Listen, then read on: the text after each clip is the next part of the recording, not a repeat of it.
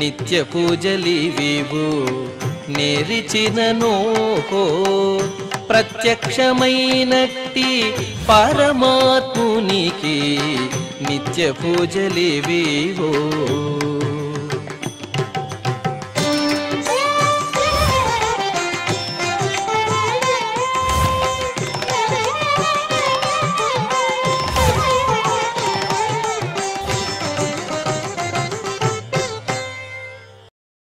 ఓం నమో వెంకటేశాయ.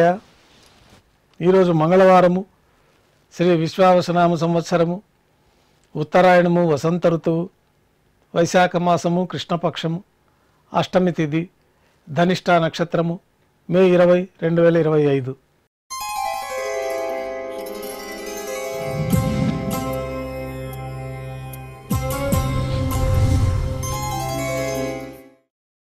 ఈరోజు మంగళవారం విశేషమైన వార ఆర్టిస్ట్ సేవగా మనం అష్టదళ పాదపద్మారాధన జరుపుకుంటున్నాము.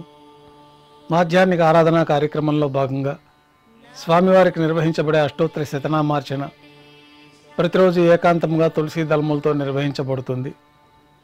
ఈరోజు మంగళవారం అదే ఆర్జిత సేవగా భక్తుల దర్శనార్థం 108 అష్టదళ స్వర్ణ కమలాలతో నిర్వహించబడుతుంది. అష్టోత్తర శతనామార్చన తర్వాత శ్రీవారికి మాధ్యాహ్నిక నివేదనలు ఆరగింపు చేయబడతాయి. వెంటనే సర్వదర్శనం ప్రారంభమవుతుంది. మేళతాళాలతో ఊరేగింపుగా విమాన ప్రదక్షిణంగా సంపంగి ప్రాకారంలో కల కళ్యాణ మండపానికి చేరుకుంటారు. కళ్యాణోత్సవం ప్రారంభమవుతుంది. పుణ్యాహవచనము, అంకురార్పణ, రక్షాబంధనము, అగ్నిప్రతిష్ఠ, స్వామివారి యొక్క మహాసంకల్ప పఠనము, మాంగళ్యాలకు అభిషేకము, మాంగళ్యాల పూజ, అనంతరం స్వామివారి తరఫున అమ్మవార్లకు మాంగళ్యాల సమర్పణ, స్వామివారికి అమ్మవార్లకి కర్పూర నీరాజనము, విశేషమైన హోమాలతో పూర్ణాహుతి పూర్తయిన తర్వాత మాలా పరివర్తనం అనే కార్యక్రమాన్ని నిర్వహించి ఉభయ దేవేరులను స్వామివారి చెంతకు చేర్చి ఈ సందర్భంగా అక్షతారోపణ అనే వైదిక కార్యక్రమాన్ని నిర్వహించి కర్పూర నీరాజనము, నైవేద్యము, తిరిగి కర్పూర నీరాజనంతో కళ్యాణోత్సవం పూర్తి అవుతుంది. కళ్యాణోత్సవ భక్తులందరూ దర్శనం అనంతరం ఉభయ దేవేలతో శ్రీ మలయప్ప స్వామివారు ధ్వజస్తంభం వద్ద గల అద్దాల మండపానికి చేరుకుంటారు. వేదపారాయణం నడుమ స్వామివారికి ఊంజల్ సేవ నిర్వహించి కర్పూర నీరాజనంతో ఊంజల్ సేవ పూర్తి అవుతుంది. ఉభయ దేవేలతో శ్రీ మలయప్ప స్వామివారు ఊరేగింపుగా ఆలయం వెలుపల గల వైభవోత్సవ మండపానికి చేరుకుంటారు. ఆర్జిత బ్రహ్మోత్సవం ప్రారంభమవుతుంది. బంగారు గరుడ వాహనంపైన శ్రీ మలయప్ప స్వామివారు వేంచేస్తారు. కర్పూర నీరాజనంతో బంగారు గరుడ వాహన సేవ పూర్తి అవుతుంది. హనుమంత వాహనంపైన శ్రీ మలయప్ప స్వామివారు వేంచేస్తారు. కర్పూర నీరాజనంతో హనుమంత వాహన సేవ పూర్తి అవుతుంది. పెద్ద శేష వాహనంపైన శ్రీ మలయప్ప స్వామివారు వేంచేస్తారు.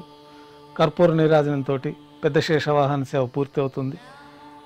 బంగారు తిరిచిపైన శ్రీ మలయప్ప స్వామివారు వేంచేసిన తర్వాత ఉభయ దేవేరులతో కలిపి శ్రీ మలయప్ప స్వామివారికి కర్పూర నీరాజన సమర్పణతోటి ఆర్జిత బ్రహ్మోత్సవం పూర్తి అవుతుంది.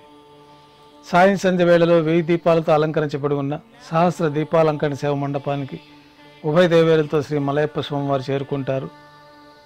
నాదం, వేదం, గానం నడుమ సహస్ర దీపాలంకరణ సేవ నిర్వహించి నక్షత్ర నీరాజనము, కర్పూర నీరాజన సమర్పణతోటి దీపాలంకరణ సేవ పూర్తి అవుతుంది.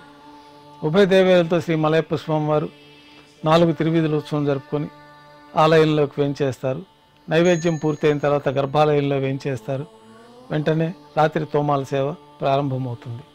ఉదయం సమర్పించిన పుష్పమాలికలు సల్లింపు చేసుకొని గర్భాలయాన్ని శుద్ధి చేసుకొని బంగారు పంచపాత్రలో శుద్ధ జలాన్ని నింపుకొని మూలమూర్తికి, ఉత్సవమూర్తులకు ఉపచారాలు సమర్పించి కొత్త పుష్పమాలికలతో మూలమూర్తికి, ఉత్సవమూర్తులకు అలంకరణ జరిపి చతుర్వేద మంత్రాలతో మంత్రపుష్పాన్ని సమర్పించి నక్షత్ర నీరాజనము, కర్పూర నీరాజన సమర్పణతో రాత్రి తోమాల సేవ పూర్తి అవుతుంది.